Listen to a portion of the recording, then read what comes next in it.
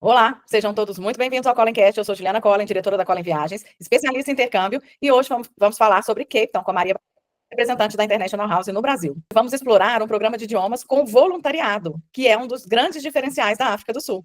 Maria, seja muito bem-vinda, se apresente e conta pra gente quais são os projetos de voluntariado que os alunos podem participar em Cape Town. Olá, Ju, tudo bem? Olá, pessoal. É um prazer ter essa oportunidade aqui da gente falar um pouquinho sobre essa opção maravilhosa que é fazer um projeto voluntário na África do Sul, junto com a International House. Eu trabalho com a International House já há vários anos e a gente organiza programas do intercâmbio e do voluntariado para os nossos alunos.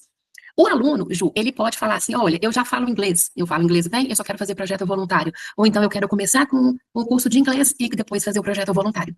Nossos alunos têm a opção de fazer trabalhos com a comunidade, com orfanatos, com escolinhas, tá? Nós temos um parceiro que chama Save, então eles têm escolinhas em comunidades e têm orfanatos, e a diferença é, os orfanatos, e também escolinhas que vão ter faixas etárias diferentes. Tem orfanatos que cuidam ali de crianças que foram abandonadas, e dentro dessas comunidades, eles montam escolinhas que o governo não consegue atender.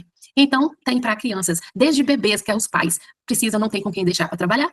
Então, tem umas que vão até ser nosso, vamos dizer, nosso berçário, que vai até mais ou menos 3 anos. Aí depois tem já as escolinhas onde já tem alfabetização, que vai até 7 anos, mais ou menos.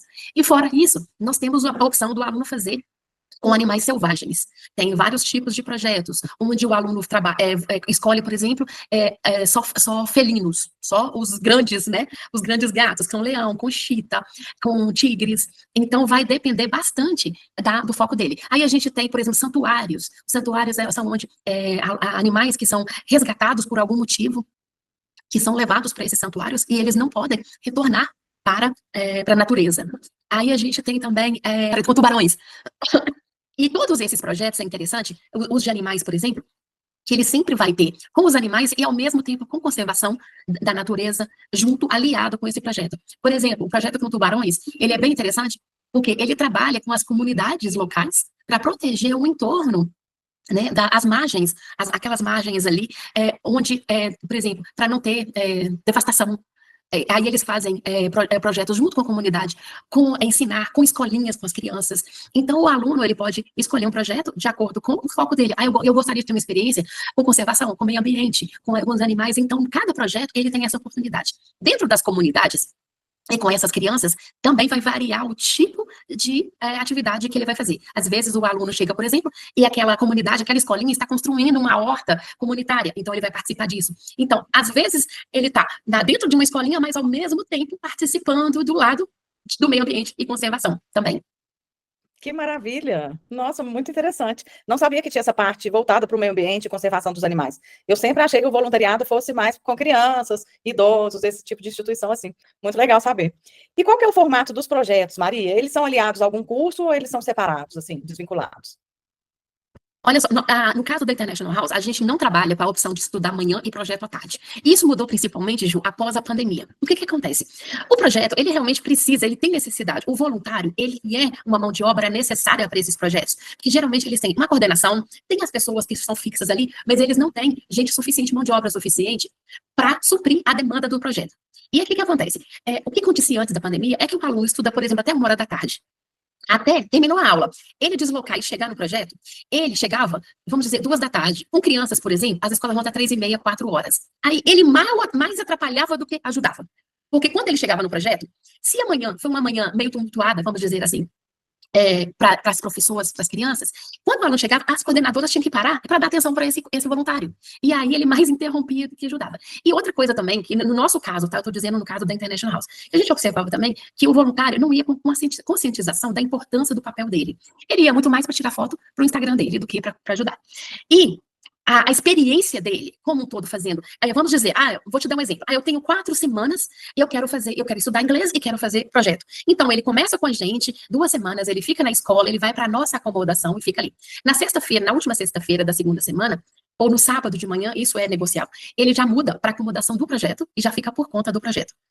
Agora, por exemplo, o aluno, não, eu não quero estudar, eu quero fazer só projeto, ok, sem problema algum, tá? O grande diferencial do aluno fazer dessa forma é que quando ele está no projeto, ele está full time, o tempo integral dedicado ao projeto. E até a experiência dele como um todo, como que ele percebe, a percepção dele de como que ele faz a diferença na vida daquela comunidade ou com os animais. Porque que acontece? Ele vai chegar, no primeiro final de semana dele, ele vai ter uma orientações, familiarização, vai conversar com os coordenadores. Toda segunda, a coordenação senta com todos os voluntários e fala, olha, essa semana, nessa escolinha tal, a gente vai implementar, por exemplo, está precisando pintar as paredes. Ela está precisando disso. Então, eles fazem a programação junto com a coordenadora da escolinha, dos professores, e aí o aluno chega na escola, no projeto sabendo qual vai ser o papel dele naquela semana. Então, ele começa, ele participa, ele sabe, do começo ao fim, até o final, o que ele fez, o que ele participou. De repente, ele vai sair daquele projeto e deixar uma parede que ele pintou ali, vai ficar a marca dele ali. Ou então, ele vai fazer uma horta comunitária, ou então eles estão fazendo um projeto de capacitação na comunidade de uso de computador. Então, a experiência do aluno como um todo é diferente e também, para a escolinha, para o projeto, é uma pessoa que está chegando e realmente vai fazer a diferença na vida dessa comunidade. Então, por isso que a gente faz separado. Ele vai estudar primeiro, se ele quiser estudar, e depois ele vai fazer o projeto dele. É muito importante isso, e o que você colocou aí no início, é isso mesmo que acontece, né? Assim, quando fica dividido, eles acabam não tendo noção da importância deles, né? Eu tive aluno que fez semestre em Cape Town, e fez o programa de voluntariado também, com crianças, e ela é simplesmente apaixonada, ela contou, assim, histórias lindas, sabe, com as crianças mesmo, voltou doida com as crianças, né, deixa um pedacinho do coração lá.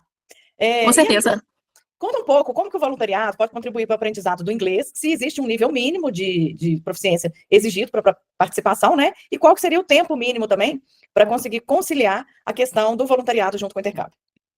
Olha só, Ju, o nível de inglês, no nosso caso, não tem problema do aluno. O que vai diferenciar é a participação dele. Eu diria que 4 semanas, se ele quer conciliar inglês com o projeto, são 2, porque 2 semanas de inglês e 2 semanas porque os projetos exigem um mínimo de 2 semanas, tá? Vamos dizer, eu vou te dar um exemplo, um aluno que tem nível iniciante, A1, A2. A diferença é a participação dele no projeto. Esse aluno, ele não vai conseguir interagir, conversar com as crianças, nem muito com os professores. Então, ele vai chegar, a participação dele vai ser, por exemplo, organizar os brinquedos das crianças, recebê-las. As crianças, muitas chegam sem café da manhã, ele vai servir o café da manhã, vai colocar para dormir, vamos dizer assim. Ele vai participar dessa forma. Um aluno que já tem um nível de inglês melhor, vamos dizer, meu inglês é bom e eu sei nadar bem. Ele pode propor, ou ele luta judô, ou tem futebol, ele pode chegar e propor para a equipe participar, ser mais ativo e até fazer, por exemplo, uma oficina de judô, uma oficina de natação. Eu vou ensinar a nadar, vou fazer atividades desse tipo. Então, realmente vai variar o nível de inglês dele e as habilidades dele. Então, não quer dizer que um aluno que tem um nível básico não consiga. E para ele desenvolver o inglês é bacana, porque eu diria que 95% dos voluntários, eles são europeus, são americanos, são canadenses, são australianos, são da Finlândia, tem vários países europeus que para eles, isso faz parte, inclusive, para ele formar no ensino médio ou no curso, ele precisa participar do projeto voluntário. Então, ele vai conviver ali na acomodação dos projetos com falantes que são nativos do idioma. Então, ele vai ter a conversação, ele vai ter interação durante o projeto com falantes do inglês como língua nativa. Então, ele vai desenvolver o inglês dele muito durante a participação dele nos nossos projetos. Super legal, Maria. E quais são os custos envolvidos nesse projeto, assim, além do valor desembolsado para o curso? Olha, cada projeto tem um custo, tá? Porque essas ONGs, eles não têm fins lucrativos e não têm necessariamente ajuda do governo. Então, o custo é para cobrir a acomodação dele, as refeições, sempre está incluso a acomodação dele, as 3 refeições, o transporte, porque tem uma van que pega ele no projeto de manhã, leva e no final do dia traz de volta. Então, os custos do projeto vai variar de acordo com o projeto que ele escolher. Tem uns projetos que eles são um pouco mais caros, porque ele precisa de equipamento, por exemplo, mergulho com tubarão.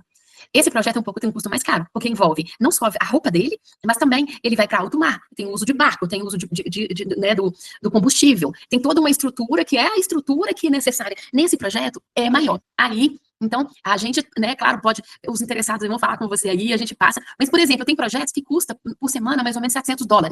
Isso só para ter uma ideia. Esse projeto que custa $700, exatamente, que vai cobrir a acomodação, as refeições, o transporte local dele e todo o gasto dele durante aquela semana. Sim, é um valor super acessível para a experiência que o aluno traz, né? Tem essa oportunidade. E como que é essa acomodação e o transporte dos alunos nesse programa? Olha, a acomodação, a gente tem várias, e de novo vai depender de cada projeto. Por exemplo, quando eles vão fazer o projeto com animais, eles vão ficar numa reserva. Eles ficam dentro dessa reserva, a acomodação ali dentro, geralmente é compartilhada, e eles têm cozinha comunitária, tem áreas, mas às vezes, por exemplo, a gente tem projeto com animais que tem até piscina, ao ar livre ali, então cada projeto tem uma estrutura. Mas, no geral, o aluno deve esperar que ele vá compartilhar o quarto com mais 2 ou 3 pessoas. A gente tem opção, que às vezes, a gente tem alunos que querem fazer o projeto voluntário que já tem acima de 40, 50. Essas pessoas, geralmente, querem ter privacidade, já tem um ritmo diferente, então, a gente pede a diferença, ele paga a diferença para se ele quiser um quarto sozinho, aí ele tem essa opção e a gente faz o pedido para o projeto e ele paga essa diferença para a acomodação que ele quiser. Mas nenhuma, gente, o aluno vai ficar dormindo ao ar livre numa tenda, tá? Os projetos têm toda a estrutura maravilhosa, com as salas de jogos, por exemplo, até com criança, que é compartilhado, ele tem piscina. Os voluntários têm várias casas juntos ali, com cozinha, com toda a estrutura, e na área ali tem uma piscina que é para uso, não só das aulas de natação para os alunos, mas para o próprio uso dos voluntários. Perfeito. E para a gente encerrar, Maria, conta para a gente o que os alunos mais gostam no voluntariado e deixa aí uma sugestão para as pessoas que ainda não se decidiram se tem o perfil ou não de voluntariado. Olha, eu acho que todo mundo tem o perfil de voluntariado, porque, assim, a experiência é única, como você falou, essa aluna aí, você fica, o seu coração se apega, assim, esse convívio, principalmente com criança, porque você convive, né, os voluntários convivem com crianças, que geralmente são crianças que passam por, né, que vivem em situação de carência, de vários tipos de carência, não só de moradia, de bens, mas uma carência afetiva muito grande, então você fica, não tem como, seu coração fica partido na hora de ir embora, e eu acho, assim, o que os alunos falam, né, os nossos voluntários, ver como que eles fazem realmente a diferença. Tem alunos, por exemplo, que levantam, nós tivemos um caso, tem casos que alunos, antes de embarcar, organizam uma vaquinha com a família, com os amigos, para levar coisas, para poder... Tem alunos, por exemplo, que chega lá, compra um móvel, deixa um móvel, vê que aquele projeto precisa de alguma coisa, e geralmente os coordenadores orientam, né, isso aqui está faltando, se você quer ajudar, ajuda dessa forma. Então, eles sentem que realmente eles deixaram uma coisa ali dentro do projeto. Eles deixaram, vamos dizer, a sua contribuição de verdade. E muda eles demais como pessoa, eles se tornam pessoas melhores. Muitos também, às vezes, até voltam e procuram projetos na cidade dele para participar, eles querem, chegam que, poxa, eu também posso, se eu fiz isso na África do Sul, eu quero fazer aqui também. Então, assim, e a experiência de cada um, nós tivemos uma pessoa muito interessante do Recife, ele tinha até um nível de inglês bom e era professor de matemática. Então, ele falou assim, eu quero participar de verdade, eu quero ir para a sala de aula, eu quero ver. Então, assim, a gente conseguiu para ele foi para uma sala de aula, já na farsa, com uma turma de 10 anos, mais ou menos, ele ajudava as crianças no para casa, então ele assumia, às vezes, uma parte da aula. Então, assim, ele falou assim, olha, eu realmente, é muito intenso. A pessoa tem que saber que é cansativo também no final do dia, você lidar com as crianças, ali no dia também, até com os projetos com animais também, às vezes você acorda 4, 5 horas da manhã, mas assim, nunca, a chance de você ter essa experiência é única, só participando, só indo, que você vai ter a visão real de como que é. Então, eu diria assim, agrega muito, agrega na sua vivência, agrega no seu, vamos dizer assim, no seu currículo profissional, no seu crescimento pessoal, sabe? Então, vale a pena demais passar por experiência de vida. É uma experiência de vida que vai criar histórias para contar para os netos, vamos dizer assim. Exatamente. Eu falo que se o intercâmbio muda, gente, o intercâmbio com voluntariado muda muito mais, né? Porque, assim, a gente vê o tanto que a gente é pequeno diante do mundo, né? Que os nossos problemas são pequenos diante de tudo que existe, né, na face da Terra, e a gente se sente tão poderoso de poder ajudar, de fazer parte daquilo ali, né? É muito importante para a gente. Maria, muitíssimo obrigada pela nossa conversa, mais uma vez. E desde 2016, a Colin Viagens tem se dedicado a proporcionar momentos inesquecíveis para seus clientes por meio de programas de intercâmbio e viagens de turismo. Convido você a visitar o nosso site e descobrir tudo que temos para oferecer. Até a próxima.